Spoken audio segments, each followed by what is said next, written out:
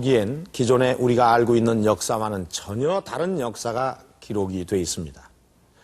1만 년 전으로 거슬러가는 역사, 아시아 대륙을 넘나드는 광활한 영토, 전설적인 영웅의 이야기까지. 이 환단고기에 담겨있는 우리의 상고사는 참으로 눈부십니다. 뿐만 아니라 우리가 한 번도 들어보지 못한 아주 놀라운 일들이 또 많이 담겨 있습니다. 한 가지 예를 살펴보도록 하겠습니다. 바로 이 문자입니다. 왠지 낯이 익은 문자지요?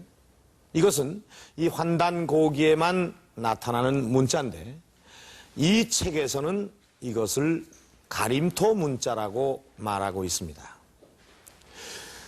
자, 이 한글과 아주 비슷한 그런 모양으로 생긴 이 가림토 문자는 이미 4,000년 전에 만들어졌다고 이 환단고기에는 기록이 되어 있습니다. 또 이 가림토 문자를 쓰기 전에는 태고 문자인 녹도 문자가 있었다고 합니다. 그러나 이 녹도 문자의 구체적인 형태는 이 환단고기에 적혀 있지 않습니다.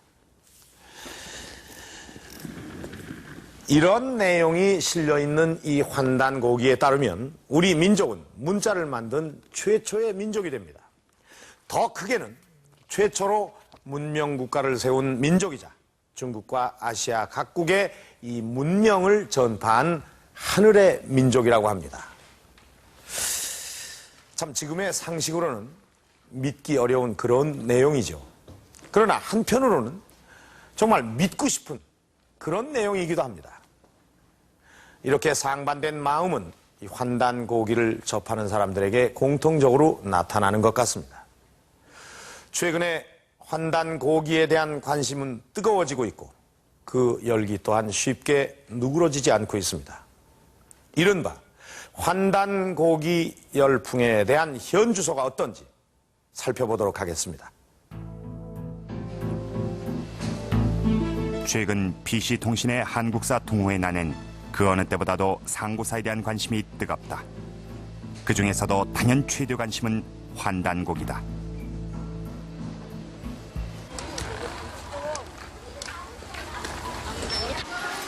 한국사 동호회 중에 역사가 가장 오래되고 회원수가 가장 많은 하이텔의 한국사 동호회. 한 달에 한 번씩 있는 정기 모임에선 환단고기와 관련된 상고사에 대해 토론하는 일이 많다. 회원들이 자비를 들여 교재를 준비하고 강사에서부터 회원들까지 열띠게 토론에 참여한다.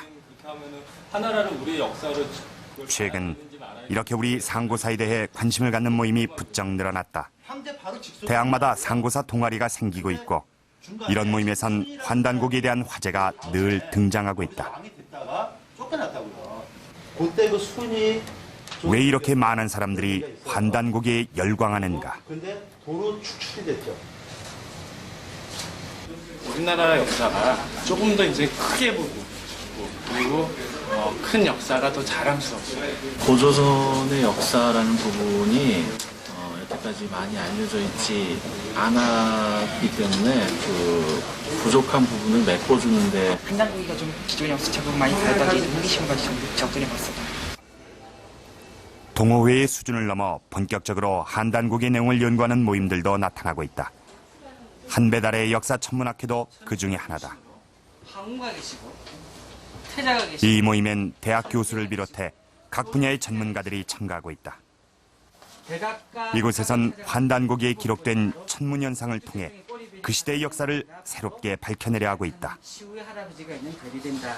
우리의 선조들은 하늘의 천문학에 굉장히 밝았던 것으로 알려지고 있습니다. 그런 기록은 오히려 삼국사기나 삼국유사보다도 환단고기에 더 많이 기록되어 있어요. 그 중요한 것이 감성이라는 직책이 나옵니다. 환단고기에 보면은 하늘의 별자리를 관측하는 아주 독특한 관직이죠. 이와 같이 이미 우리의 고구려 시대의 일자라든가 이런 천문적 관측이 있기 전에 우리 할아버지들은 하늘에 주목을 하셨죠. 그런 기록들이 환단고기를 중심으로 보이기 시작합니다. 이렇게 상고사와 고대사를 새롭게 해석하려는 사람들에게 환단고기는 가장 중요한 텍스트로 등장했다. 이 책의 대중적인 인기는 서점에서 확인할 수 있다. 환단고기를 번역한 책만 해도 10종류가 넘고 지금까지 100만 권 이상 팔린 것으로 추정된다. 일일 판매 부수는 10부 이상 판매되고 있습니다. 비소설에서 10부 이상 판매되고 있는 것은 꾸준한 스테디셀러라고 볼 수 있습니다.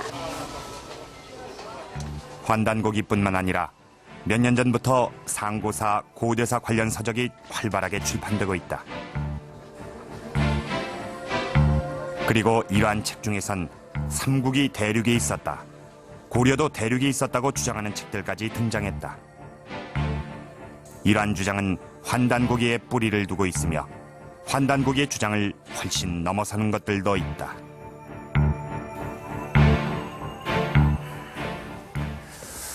이러한 환단고기 열풍은 1980년대 중반부터 시작이 됐습니다. 이 환단고기가 일반인에게 알려지기 시작된 것이 1980년대 초반이기 때문입니다. 그런데 이 책의 내용만큼이나 이 환단고기가 세상에 공개되기까지 아주 미스테리한 부분이 많습니다. 이 환단고기는 4권의 책을 묶어서 한 권의 단행본으로 만든 책으로 전해지고 있습니다. 삼성기와 단군세기, 그리고 북부여기, 태백일사, 그 중에서 삼성기는 상하권으로 나뉘어져 있습니다. 이 5권의 저자는 각각 다르고 또 이 저자들이 살았던 시대도 다릅니다. 이 삼성기의 상하권을 쓴 안학로와 원동중은 신라시대 사람이라고 합니다. 또 이 단군세기와 북부여기의 저자인 이암과 범장은 고려시대 사람이라고 합니다. 그리고 이맥은 조선시대 사람으로 기록이 되어 있습니다. 이 저자들 중에서 이암과 범장 그리고 이맥처럼 다른 사료에서 그 행적이 확인되는 인물이 있습니다. 그러나 이들이 실제로 그 책을 썼는지는 다른 사료에서는 발견되지 않고 있습니다. 이러한 저자들이 썼다는 책들은 남아있지 않고 1911년에 4권의 책을 묶어서 한 권으로 만든 이 환단고기란 단행본으로 나왔다고 합니다. 4권의 책을 묶은 인물에 대해서 이 책의 서문에 해당되는 법례에는 이런 내용이 실려 있습니다. 신시 개천 5808년 계연수가 묘향산 단구람에서 쓰다. 법례에 의하면 1911년에 4권의 책을 묶은 사람은 계연수란 인물입니다. 그리고 계연수가 환단고기를 필사한 장소는 묘향산 단구람이라고 합니다. 그런데 1911년 계연수가 편했다는 이 환단고기의 원본은 남아있지 않습니다. 그렇다면 환단고기는 어떻게 해서 세상에 알려지게 된 걸까요? 계연수가 펴낸 환단고기 원본은 전하지 않는다. 그리고 환단고기가 세상에 알려진 것은 1979년이다.